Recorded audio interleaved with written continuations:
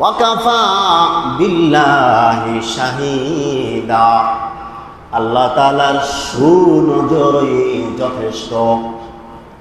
আল্লাহ তাআলা সুনজরই যথেষ্ট কেন বললেন?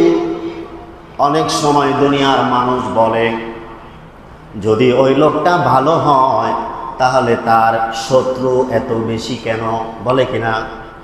লোকটা যদি আসলেই ভালো হয় তাহলে এত শত্রু কেন? আমার নবীর চাইতে ভালো মানুষ পৃথিবীর জমিনে আর কেউ আসেনি, আর কেউ নাই। কিন্তু আমার নবীর শত্রু ছিল কি ছিল না, জোরে বলেন? আমার আপনার নবীরও শত্রু ছিল। পৃথিবীর এটাই নিয়ম, ভালো কাজ করতে গেলেই শত্রু হতে হয়, ভালো কাজ করতে গেলেই কথা শুনতে হয়, ভালো কথা বলতে গেলেই কথা শুনতে হয়। এমনও মানুষ বলে তোমার খায়া দেয়া কাম নাই, তুমি আইসো ফাও মাতবরি করতে। কিন্তু ভালো কাজ মানুষকে করায়া দেখায়া দেওয়া, বাতায়া দেওয়া, আদেশ করা, এটাও একটা মুমিনের দায়িত্ব। কেউ যদি খারাপ কাজ করে, খারাপ কাজ থেকে তাকে ফেরানোর চেষ্টা করা, বাধা দেওয়া, এইটাও মুমিনের একটা দায়িত্ব। জোরে বলেন ঠিক কিনা? নবীজিরও শত্রু ছিল, নবীজিও দাওয়াত দিয়েছেন। ওই দাওয়াত দিতে গিয়ে যেহেতু এই আয়াতের আগের আয়াতে আল্লাহ তাআলা বলেছেন একটি দিন পাঠাইছেন, ধর্ম পাঠাইছেন, যেই ধর্মটা হক এবং সত্য, এটা দিয়া আল্লাহ তাআলা নবী আমাদের কাছে পাঠাইছেন। হকের কথা বলতে গেলে, সত্যের কথা বলতে গেলে অনেক বাধা আসতে পারে, শত্রু হইতে পারে। আপনি কোনো ভয় পাবেন না, আপনি কোনো শত্রুকে ভয় পাবেন না, ডরাইবেন না।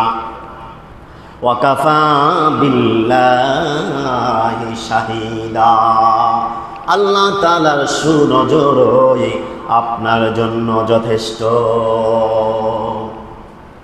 আল্লাহ যদি কারো সহায় হয়, আল্লাহ তাআলার সুনজর যদি কারোর দিকে থাকে, দুনিয়ার সমস্ত শক্তি একত্রিত হয়েও তার কোনো ক্ষতি করতে পারবে না। আর যদি আল্লাহ সহায় না হয়, আল্লাহ তাআলার নেক নজর না থাকে, দুনিয়ার সমস্ত বাতিল শক্তি তার পক্ষ হয়েও তাকে বিজয়ী করতে পারবে না। এই জন্য নবীজি বলেন, ধর্ম নিয়ে আমি তোমাদের কাছে এসেছি, তোমরা কি আসলে খাঁটি মুমিন হতে চাও কিনা? কি বলেন? মুমিন হতে চাই না? চাই কি চাই না? মুমিন হতে যদি চাও, নবীজি বলেন, তাহলে তোমার কি করতে হবে? লা ইউমিনু আহাদুকুম, লা ইউমিনু, ততক্ষণ তুমি মুমিন হতে পারবা না। আহাব্বা ইলাই মিন ওয়ালিদিহি ওয়া ওয়ালাদিহি, যতক্ষণ তুমি তোমার সন্তান, তোমার পরিবার, তোমার বাবা মা সবার চাইতে আমাকে বেশি ভালো না বাসবা, ততক্ষণ তুমি খাঁটি মুমিন হতে পারবা না।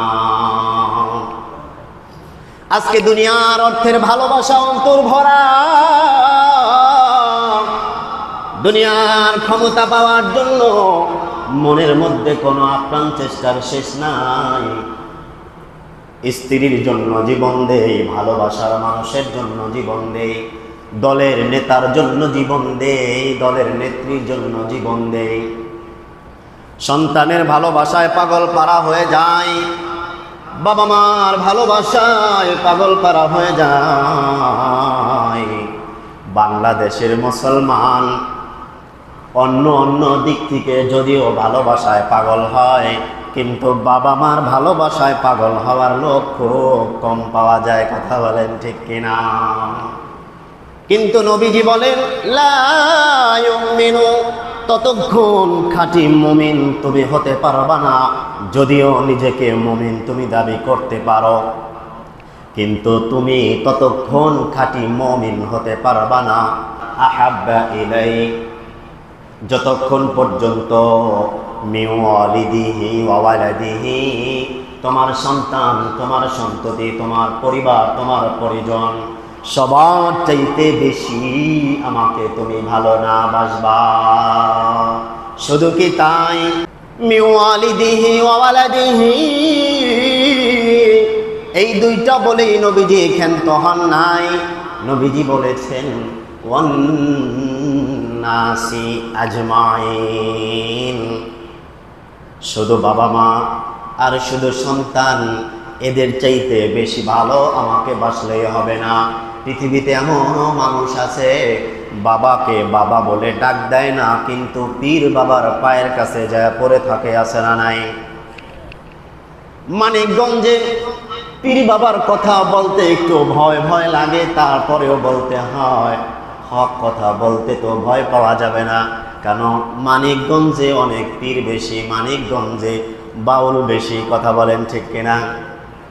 কিন্তু তারপরেও বলতে হয়, অবশ্যই আপনি আরেকজনকে বাবার সমতুল্য হলে বাবা ডাকতে পারেন, কিন্তু আসল যিনি আপনার জন্মদাতা পিতা তাকে ভুলে অন্যকে বাবা ডাকা যাবে না। আসল জন্মদাতা পিতা যিনি, তাকে সর্বোচ্চ পিতার আসনে বসাইতে হবে।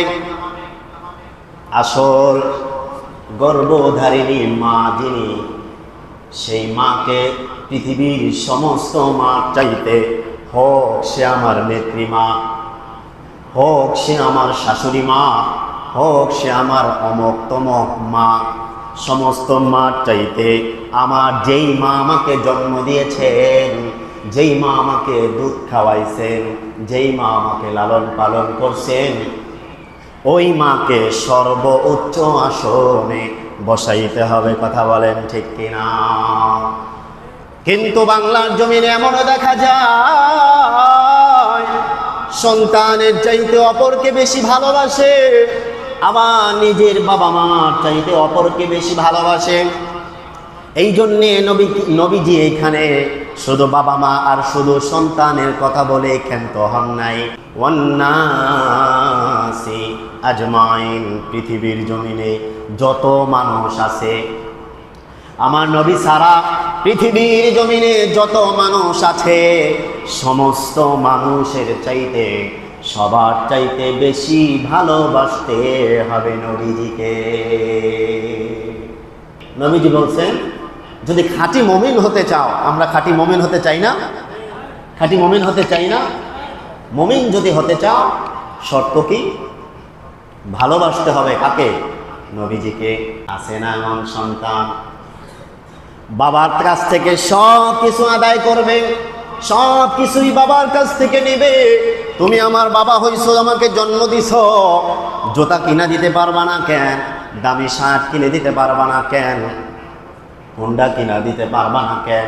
সব কিছু সন্তান আদায় করে নেয়, কিন্তু সন্তানকে যখন বাবা আদেশ করে তখন সন্তান আর মানতে চায় না। যেমনি ভাবে ওই সন্তান বলতেছে অবশ্যই তোমারে মানি, 1000 বার মানি, 1000 বার মানি, কিন্তু বাবা কাজ করতে পারবো না, যদি কাজ করতে হয় তাহলে আমি নাই। আমরা হইলাম ওই মুসলমান, নবীজিকে ভালোবাসি, নবীজিকে মহাব্বত করি, কিন্তু নবীজিকে অনুকরণ করার বেলায় আমরা নাই। ঠিক না?